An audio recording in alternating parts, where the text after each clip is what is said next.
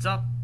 On Armor 26, I'm here to give you my ROH Bluegrass Brawl review. The show took place in Louisville, Kentucky on July 22nd of this past summer.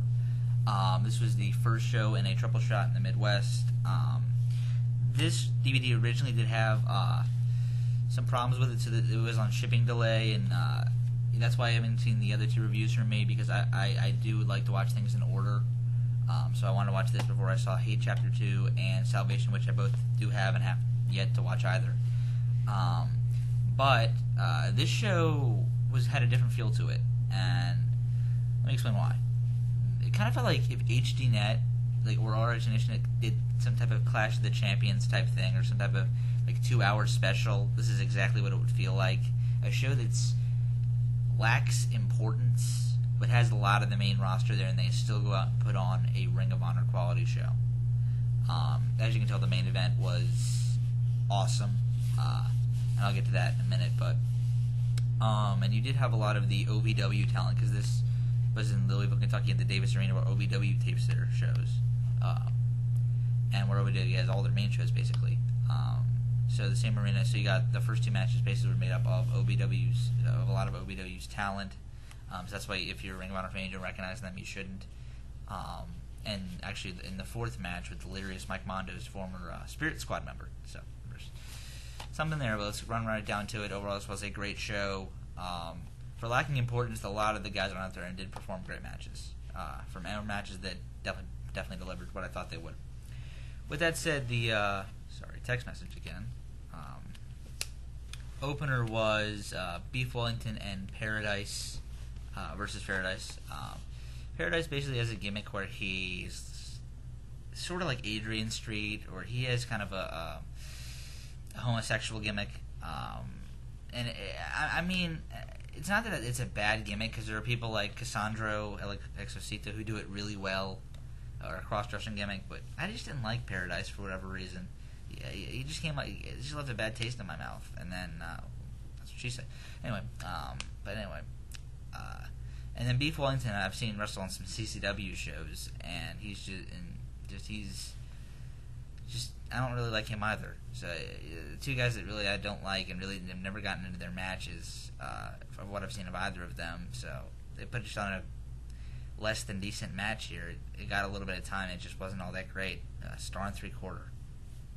Probably the worst Ring of Honor opener of the year. I don't know why they put these two guys here. But then they saving the OVW name on the Ring of Honor show was the Elite of Ted McNaylor and Adam Revolver. I had seen Ted McNaylor and Adam Revolver before, but I had not seen the guys they faced in Sucio and Fang. This was for the OVW Southern Tag Team Championship. This match was very, very good. Sucio and Fang looked like a very, very, very young version of the Young Bucks, or Generation Me. They just, have a lot of good moves, but they still need to develop a little bit of character and just look solid. They looked okay, but they definitely put the guys of the elite who are very good, and probably the two of the best guys in OVW, but they put on a good match. So I definitely like this 3 stars. Then we got to a women's match, Sara Del Rey and Daizee Haze facing off against each other. This was okay. I saw a little bit of what was going on in the match was going to happen. You had the King's involvement, because she usually gets involved in their matches. They just did the opposite here, which worked, and then the match just kind of worked, but as a match it was just okay. I expected a little better from these two, but with the time they had, it was still alright. 2.5 stars. Then we get to the former spiritual owner, Mike Mondo. I believe he was Mikey. I really don't know. I know Dolph Ziggler was a member, Ken Doane, Johnny Jeter, and who am I forgetting? The one I'm not remembering. Versus Delirious. And I didn't like the Spirit Squad, if you can't tell. I actually thought Johnny Jeter was really underrated, but besides that, I didn't really like any of them. And this is a reason why guys like Mike Mondo, I don't know what's with the former Spirit Squad members, when they go on the indie style, working the WWE style, which doesn't work at all. Ken Doane does it. If you saw Evolve 1, you saw Ken Doane versus Jimmy Jacobs. Holy crap, that was bad. Here, this was just boring. It's a guy like Delirious who really needs someone other than a guy like Mike Mondo. I don't know why they threw these two together, and this was very boring, and it got time, and Mike Mondo had moves, but it was just like, I don't care. You get that feeling. So, 2 stars. But then we got the last 4 matches, which everyone was good to amazing. Chris Hero versus Colt Cabana. I saw these two have a match live at Eye of the Storm 2. This is basically the exact same match. European wrestling style in Ring of Honor, which I always like. Seeing different style, seeing different guys do that. These are two of the best at it. So just kind of threw these two together, and they did that kind of match, and it was very good for what European wrestling can be. But as an actual match, it was still good. But European wrestling style kind of works better in Europe, of course, but it worked just fine here as well. 3 1/4. Then we get to the 6-man tag of Austin Aries and the All Night Express, Kenny King and Rhett Titus versus Roderick Strong and the House of Truth, Christian Abel and Scott. Josh Raymond. This was very good. This match had some of the best. What do you call it? Focusing on one member of the team and just giving him away from his opponents. This match had some of the best of that I had ever seen.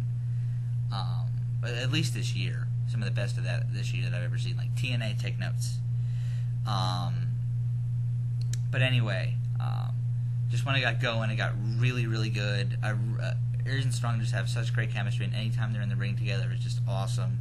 And it was good to see 2 tag teams like the House of Truth and King and Titus in the ring together, because they are 2 definitely up-and-coming tag teams, and with Strong holding the belt, House of Truth should get elevated, and with Aries being so popular and so over, King and Titus are definitely getting elevated, and I definitely see them getting the tag team titles sooner rather than later.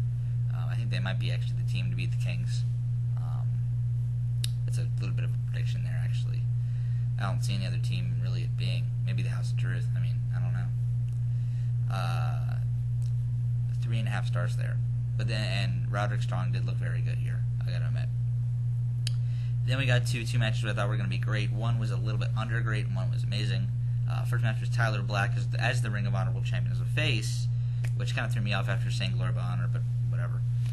Versus Claudio Castagnoli. These two had a very, very good short match at was Aries versus Richards last November, and I've wanted to see them hook it up ever since in a singles match.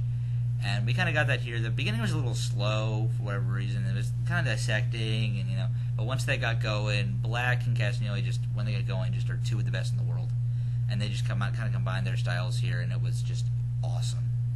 The ending was awesome, but the slow dissecting parts do bring the match down a little bit. I'm going to give it 3 3/4. I mean, a strong 3 3/4. I really can't give it 4. I mean, for a guy like Claudio, you could have. There's one thing that I don't agree with. I don't want to ruin the ending, but for a guy like Claudio, you could have found a better way to have Black make the comeback.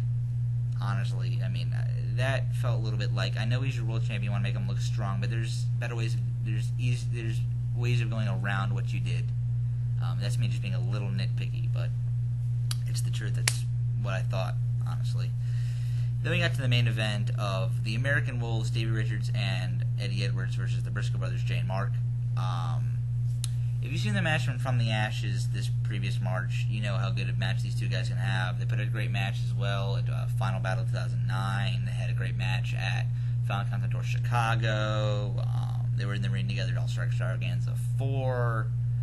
And they've had numerous singles matches against each other. And this match was better than all of them. This match, they just went out there, did their moves, did awesome, and just looked awesome, came off great. This match does not make my top 10 countdown, but it was still, it's on a lower tier below that.